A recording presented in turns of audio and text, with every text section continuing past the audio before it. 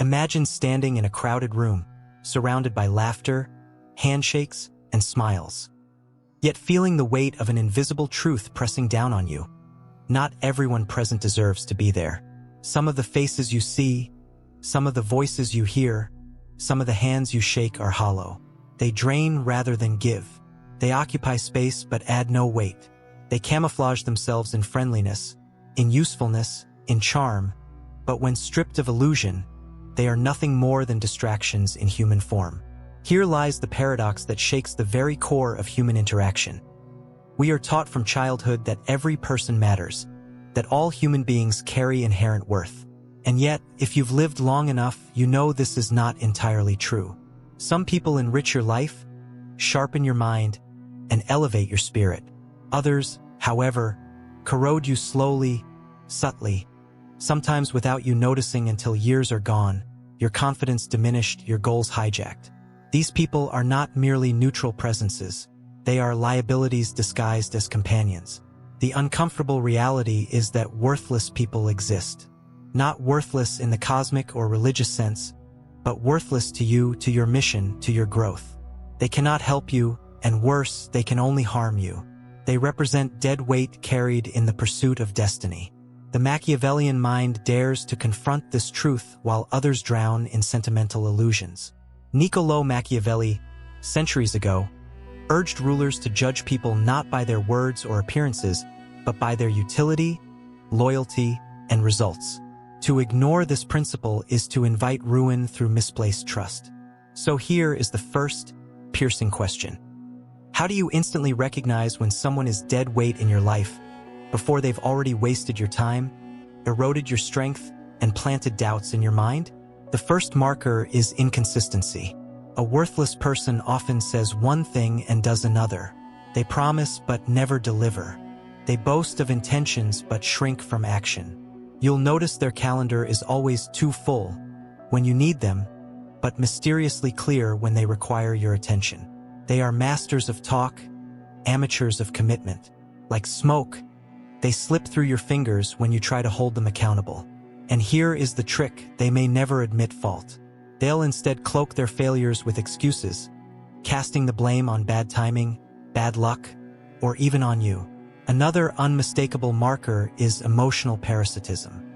You will notice certain people who only approach you with their problems, their miseries, their endless sagas of defeat.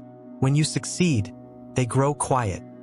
When you struggle, they feast on your vulnerability. They will never say it directly, but your suffering comforts them. It makes them feel less alone, less small. This is not friendship. This is extraction, pure and simple. They harvest your energy for their survival while offering nothing in return. Machiavelli warned that a ruler who cannot discern between allies and deceivers is doomed. And this does not apply only to politics. It applies to every individual. In The Prince, he writes, "Men are ungrateful, fickle, liars, and deceivers, and while you serve their advantage, they are yours entirely." The implication is chilling. People often value you only in proportion to what they can take from you. Once your usefulness fades, their loyalty evaporates. Worthless people can often be identified by how they react to your ambition. Share a bold idea and watch their eyes. Do they ignite with encouragement, or do they dim with hidden contempt? Do they respond with constructive critique, or with mockery disguised as humor? Their reactions betray the truth. For the worthless, your rise threatens their comfort. Your progress highlights their stagnation. Thus, they will undermine you subtly, softly, never with outright attack, but with sighs, doubts, or practical advice, meant to shrink your vision to their level. The danger is not that these people exist. The danger is that most of us refuse to see them for what they are. We excuse their flaws, rationalize their failures, or cling to their companionship out of fear of solitude. But solitude with clarity is far more powerful than company with corruption. The first step in purging worthless people is not action but perception. Training your eyes to pierce through masks, your ears to hear through excuses, your mind to separate essence from illusion. Once you see them clearly, you cannot unsee them. And that realization sets the stage for the next question. Once you have identified them, how do you remove them without them poisoning your reputation, your stability, or your peace? That question, how to cut them out strategically, demands a deeper, darker art. Recognition alone is not enough. To identify a worthless person is only the first layer of defense. The harder, more dangerous step is removal. Cutting people out is never as simple as closing a door, because worthless people rarely leave quietly. They cling, they gossip, they retaliate in subtle ways. They exploit your hesitation, weaponize your empathy, and turn the very act of self-preservation into a narrative of betrayal. If you cut them too bluntly, you risk social backlash. If you delay, you allow them to spread further into your life like rot into wood. Machiavelli understood this well. He observed that power is not maintained through brute honesty or sentimental fairness, but through calculation. The same applies to your relationships. Removing someone who diminishes your value must be executed with the precision of a strategist, not the impulse of anger. This is not about theatrics, it is about survival. The first principle is indifference. Never let a worthless person sense that their presence has wounded you, even if it has. Anger gives them validation, drama gives them relevance, and open conflict gives them ammunition. Indifference, however, starves them. It denies them emotional leverage. The worthless thrive on reaction. Silence disarms them. When they call, you respond later, if at all. When they provoke, you give nothing back. When they seek explanation, you retreat into quiet distance. Over time, your absence becomes louder than any confrontation. The second principle is gradual withdrawal. Like dissolving a poison from the bloodstream, removal must often be subtle. You begin by limiting exposure, shorter conversations, fewer shared activities, reduced availability.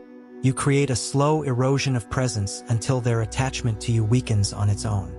They may never fully understand when or how the bond faded, but they will feel its absence.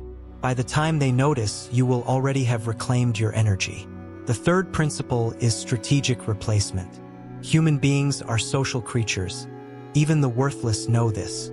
When you remove them, they often attempt to circle back through guilt, pity, or nostalgia. To protect yourself, you must replace their place in your life with stronger alliances. Surround yourself with allies who share your values, who fuel your ambitions, who challenge you without diminishing you. This not only strengthens your defenses but also makes it clear, even to the worthless, that their time in your orbit has ended. There is also the art of controlled narrative. People will ask questions. They may wonder why you are no longer close to this or that person. Here lies another danger: over-explaining. If you speak poorly of the worthless, they can turn your words against you. If you justify yourself excessively, you sound defensive. The wiser approach is ambiguity. You let others assume the distance is natural, circumstantial, inevitable. You say little but act firmly. Your silence will protect you far more than your explanations. Perhaps the most brutal truth is this: worthless people are not always strangers or casual acquaintances. Sometimes they are family. Sometimes they are colleagues you cannot avoid. In such cases, outright removal may be impossible. Here, the Machiavellian method demands a shift. Rather than cutting, you contain. You build internal walls, keeping them out of your emotional and strategic life, even if daily contact remains unavoidable. You offer them courtesy but never intimacy, acknowledgement but never trust. They may remain in your presence, but never in your circle of influence. Philosopher Arthur Schopenhauer once remarked, "A man can be himself only so long as he is alone, and if he does not love solitude, he will not love freedom." This is the essence of removal. You must value your solitude more than you fear it. Many tolerate the worthless simply because they dread the emptiness of silence.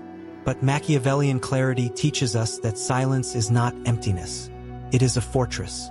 It is the sacred space where you reclaim power stripped away by distraction and parasitism. As the process unfolds, something extraordinary happens. With every worthless person you subtract, your life does not shrink. It expands. The air feels cleaner. The future feels sharper. Opportunities that once seemed distant reappear. Yet this removal process carries a new challenge. Once the old parasites are gone, how do you ensure you never invite their kind again? How do you develop a permanent instinct to sense them before they attach themselves? That question demands not merely strategy, but transformation of perception. Once you've cleansed your circle, the battlefield changes. The worthless may be gone, but life will not stop sending you new faces, new offers of friendship, new voices whispering promises. The question now becomes, how do you prevent the infection from returning? The answer lies in developing an instinct sharper than reason, a radar that detects hollowness before it reaches your inner circle. The first layer of discernment is listening to patterns, not words. Worthless people excel in verbal seduction. They tell stories dripping with charisma. They flatter you. They echo your desires back to you as if they were their own. But their patterns betray them. Watch the history of their choices. Do they shift from job to job, idea to idea, relationship to relationship, always justifying the failures as bad luck? Do they surround themselves with chaos, constantly at war with others while claiming to be the victim? Words may deceive, but patterns never lie. The second layer is observing how they handle pressure. Anyone can wear a mask when the sun is shining, but pressure exposes essence. Place a potential ally in a situation where patience, sacrifice, or humility is required, and you will see their true nature. Do they grow bitter at small inconveniences?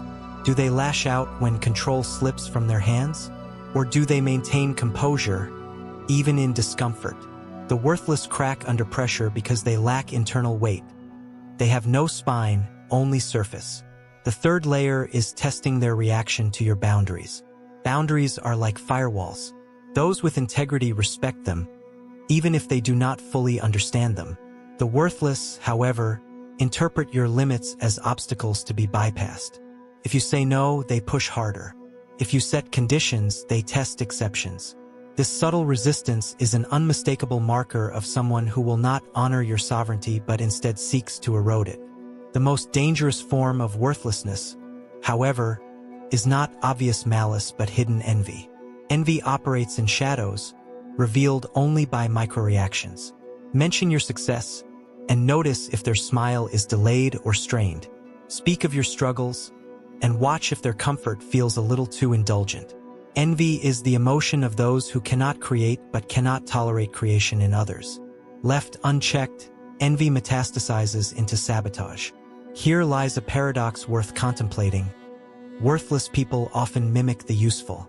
They can appear ambitious, charming, even generous. But look closely, and you will notice a key difference. The useful invest, the worthless extract. The useful challenge you to grow, even if it stings. The worthless flatter you, then drain you. The useful remain steady in principle, even when inconvenient. The worthless adapt their values like costumes, swapping them to suit the audience. To sharpen your instincts, you must cultivate what the Stoics called ataraxia, a state of inner calm that prevents you from being hypnotized by appearances. When you are desperate for approval, you are blind. When you crave companionship, you are vulnerable. But when you stand in calm sufficiency, you see clearly. Worthless people often vanish in the face of calm confidence, for they thrive only where there is hunger to exploit. As Friedrich Nietzsche once wrote, "The surest way to corrupt a youth is to instruct him to hold in higher esteem those who think alike than those who think differently." This quote is not merely about youth. It is about the eternal danger of surrounding yourself with the wrong people. Worthless people often agree with you excessively, reflecting your thoughts like a mirror, not because they understand, but because they lack thoughts of their own. Those who challenge you intelligently may irritate you, but they also prove their value. Building this instinct is not a one-time effort. It is a discipline. Every encounter becomes a test, every handshake an evaluation, every smile a riddle to be solved. Over time, your intuition sharpens into a weapon. You begin to sense hollowness not from evidence, but from energy. A pause too long, a laugh too loud, an eagerness too quick, all become subtle alarms. But instincts alone are not enough. Even with refined perception, the world is filled with traps, and the worthless often wear masks that can deceive for years. That is why you must build not just intuition but systems of protection. structures that keep such people from ever gaining access to your core. And this raises the next inevitable question: what structures, what boundaries, what methods of filtering can ensure that your circle remains unpolluted for the long term? A sharpened instinct is powerful, but instinct without structure is like a blade without a sheath, dangerous yet vulnerable. If you want lasting protection from worthless people, you must build fortresses around your life. Not walls of paranoia, but systems of clarity that make it nearly impossible for the unworthy to penetrate your circle. These fortresses are not made of stone. They are built of principles, habits, and strategies that guard your time, energy, and destiny. The first fortress is selective access. Too many open their lives like marketplaces, welcoming anyone who smiles, listens, or flatters. But a true Machiavellian understands that access is currency. You must treat your time, your attention, and your trust as scarce resources, given only after rigorous testing. Not every colleague becomes a confidant. Not every friend becomes family. Not every admirer deserves your ear. The worthless thrive in unguarded spaces, but they wither in scarcity. By raising the price of your attention, you naturally filter out those unwilling to pay in loyalty, consistency, and substance. The second fortress is ritualized boundaries. It is not enough to declare rules. They must become habits woven into your daily existence. For example, you decide never to answer messages past a certain hour, and you keep that line firm. You refuse to entertain gossip, and you shut it down immediately when it arises. You establish sacred times for solitude and reflection, and you defend them without apology. These rituals become invisible gates. Only those who respect them will remain, and the worthless will quietly disqualify themselves. The third fortress is alliances with the strong. A fortress is not merely about exclusion. It is about inclusion of the right people. Surround yourself with individuals who elevate rather than erode.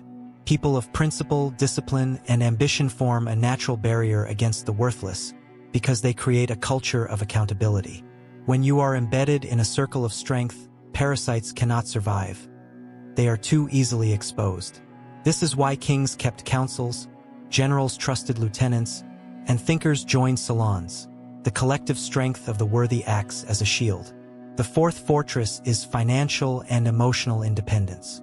Worthless people often target weakness. If you depend on them for resources, validation, or identity, you are vulnerable. Independence makes you untouchable. When you do not need their approval, their presence becomes irrelevant. When you do not need their resources, their offers lose power. When your sense of worth is self-sustained, their manipulations fall flat. Independence is not isolation, it is sovereignty. Yet perhaps the most subtle fortress is the power of detachment. This does not mean coldness or cruelty. It means holding people loosely, never binding your entire stability to any single person. Detachment allows you to see clearly, to act decisively, and to cut ties when necessary without shattering. It is the opposite of desperation. The worthless survive only when others cling to them, detach, and they fade into irrelevance. But let us not mistake fortresses for prisons. They are not meant to isolate you from life, but to protect you so you can engage life fully, without fear of infiltration. True fortresses are flexible, alive, adaptable to the shifting landscape of human interaction. They allow you to walk into rooms, negotiate with strangers, and build empires without dragging parasites along for the ride. Thinkers throughout history have warned of the dangers of poor associations. Confucius once said, "If you are the smartest person in the room, then you are in the wrong room." This wisdom cuts both ways. Seek rooms that challenge you, but also guard against rooms filled with mediocrity, envy, and decay. A fortress ensures that you never confuse noise with worth or presence with value. When you live within these systems, something transformative occurs. You stop fearing betrayal because betrayal rarely gains entry. You stop wasting years on hollow relationships because they disqualify themselves early. You stop diluting your energy because your fortresses channel it toward growth and mastery. And yet, the final step in this Machiavellian journey is not merely defense. It is the higher transformation, using the removal of the worthless not just to protect your life, but to refine yourself. The fortress, after all, is not the destination. It is the staging ground for greatness. Which leads us to the last question. Once you have identified, removed, and defended against the worthless, what kind of person must you become to ensure you never mirror their traits? After the worthless are identified, removed, and walled out by fortresses of clarity, one danger remains, the most insidious of all. It is the risk that, in your vigilance against worthlessness, you begin to embody it yourself. History shows countless examples of people who cut out parasites only to become parasitic in their turn. Leaders who eliminated flatterers only to demand flattery. Friends who escaped betrayal only to betray. The hunter of corruption, once triumphant, slowly becoming the corrupt. This is the last and greatest test, to protect yourself from worthlessness not only in others, but in your own reflection. How does this happen? It begins with pride. Once you learn to filter and remove, you may start to see yourself as inherently superior. You become convinced that others exist only in categories of useful or worthless. But here lies a paradox. If you see people only as tools or threats, you risk stripping them of humanity, and in so doing, you begin to mirror the very hollowness you condemned. For the worthless do not truly see others, they only extract. When you cease to see beyond utility, you stand on the same precipice. The solution is balance. Machiavellian clarity must be tempered by Stoic humility. You must evaluate others by their impact on your life, yes, but never abandon the discipline of evaluating yourself with the same severity. Ask, am I consistent in action? Am I contributing to others' strength or secretly draining them? Do I inspire trust or do I manipulate? The worthless rarely self-reflect. That is precisely why they remain worthless. You escape their fate by making reflection your weapon. Another safeguard lies in creative contribution. Worthless people are consumers of energy, not producers of it. If you dedicate your life only to filtering, protecting, and defending, you risk falling into the same passive posture, defined not by creation but by reaction. The antidote is to create relentlessly. Build projects, ideas, relationships, and legacies. Every act of creation immunizes you against decay. Every time you leave something of value in the world, you distance yourself from the parasitic. The third safeguard is mentorship and reciprocity. The worthless take endlessly but never give. To counter this tendency within yourself, give strategically. Mentor those who are willing to learn. Invest in allies who invest in you. Share wisdom where it multiplies rather than diminishes. By becoming a source of empowerment for others, you prove to yourself that you are not drifting into the abyss of extraction. There is also the discipline of embracing solitude without bitterness. Many fall into cynicism after removing the worthless, assuming that all people are hollow, all relationships doomed, all trust foolish. This cynicism is just another mask of worthlessness. It isolates not for clarity, but for despair. The healthier path is solitude as empowerment, choosing it freely when needed, but always remaining open to the worthy. You learn to cherish stillness without growing cold, to enjoy your own company without rejecting humanity. Consider the warning of Marcus Aurelius. The soul becomes dyed with the color of its thoughts. If you allow your thoughts to dwell endlessly on betrayal, deceit, and hollowness, then even in victory you are stained. But if your thoughts turn towards strength, discipline, and creation, then the dye you absorb is greatness. And so, the final transformation is this: you become both gatekeeper and builder. You filter the worthless not out of hatred, but out of love for destiny. You protect yourself not to escape, but to expand. You discipline your instincts not to dominate, but to remain uncorrupted. When the worthless are gone, when the fortresses are built, when the instincts are sharpened, what remains is a sharpened self, lean, decisive, untouchable. You are no longer prey to hollow companions, nor parasite to others' energy. You stand as your own ruler, shaping your circle, your environment, your fate. And perhaps this is the truest Machiavellian victory, not merely to remove the worthless, but to ensure that your own life, in its clarity and contribution, can never be counted among theirs.